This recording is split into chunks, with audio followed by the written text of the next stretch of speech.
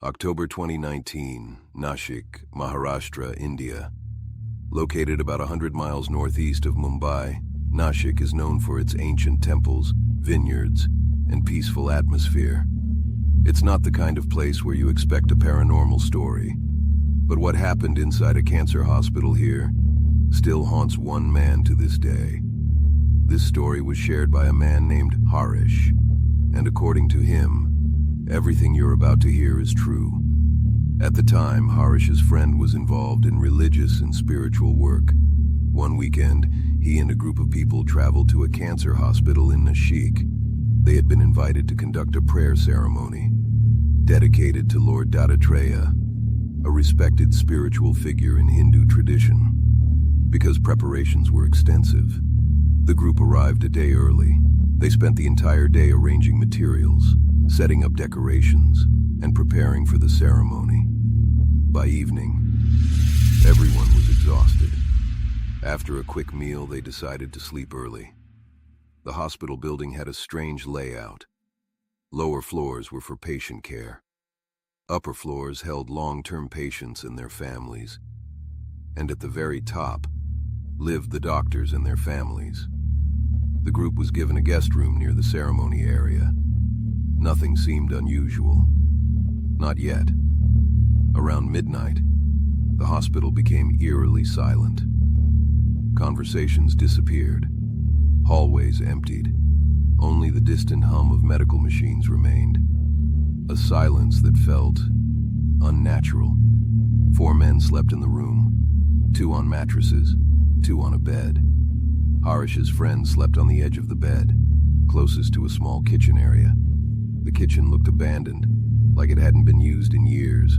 No utensils, no food, no appliances, only a water purifier hanging above a concrete counter. Sometime during the night, he suddenly woke up. No noise, no dream, no reason. His eyes just opened, and he looked toward the kitchen. Immediately, his stomach dropped. Someone was sitting on the counter. At first, he couldn't process it. The room was dark, but the figure was darker than the darkness itself, completely still. Watching him, he blinked, once, twice, trying to convince himself it was nothing, a shadow, an illusion. But then his eyes adjusted, and the shape became clearer. It looked human, but barely. Its body was extremely thin, its skin dark and shriveled, its stomach sunken inward, almost hollow. Its head had sparse hair, thin strands hanging loosely. Its face was gaunt, sharp, unnaturally worn, and its eyes were completely black. Not brown, not shadowed. Black, empty, like there was nothing behind them at all. It sat with its knees pulled to its chest, arms wrapped tightly around its legs, not moving, not blinking, just staring. A heavy fear hit him instantly. Something was wrong, deeply wrong. He looked toward his friends, all asleep, completely unaware. He tried to speak.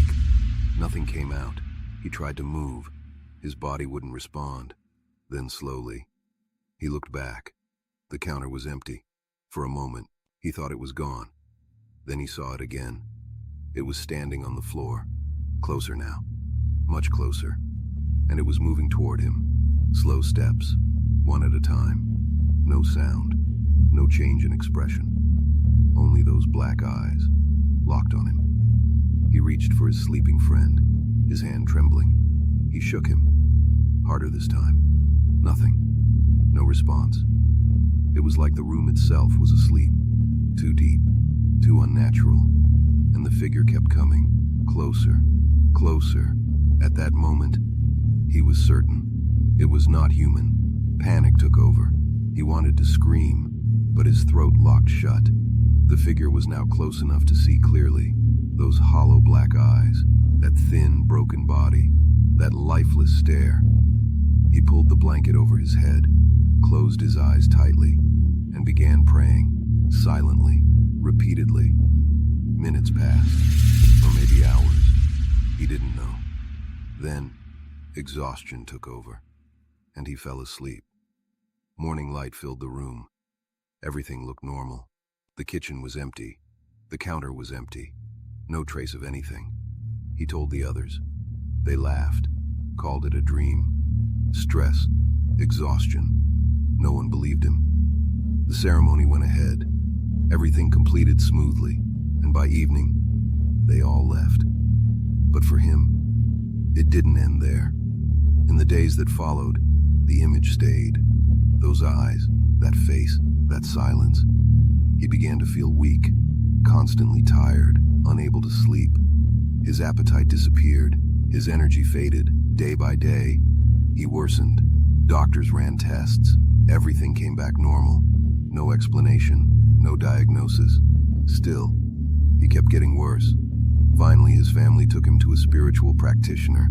After hearing everything, the man performed rituals and prayers. And something changed. Almost immediately. Within days, his health returned. Sleep came back. The weakness faded. And slowly, he recovered. Today, he lives a normal life.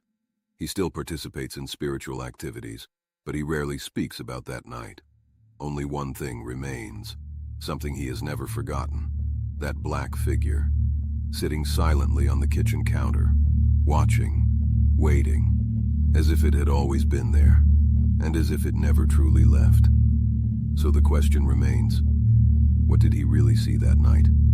A hallucination, sleep paralysis, or something far darker, still lingering inside that hospital? Because if his story is true, then somewhere inside that quiet hospital in Nashik, something is still watching, even now.